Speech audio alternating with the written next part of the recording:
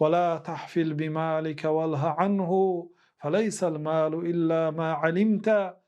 مال تو را مشغول نکند. ولا تحفل، اگر ولا تحفل خوانید با مالت خرسندی نکن. حفلون خرسندی، شادی.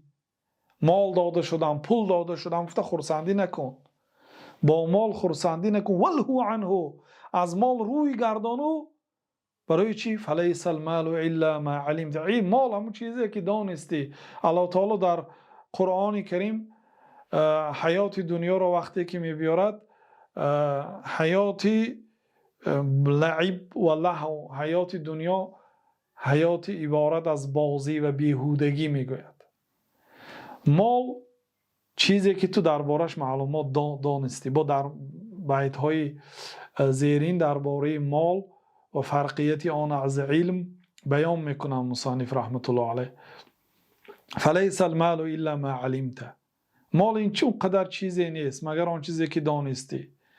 و بعضی نسخه ها هم هست که ولا تختل بمالک، با مالت خیالا نکن.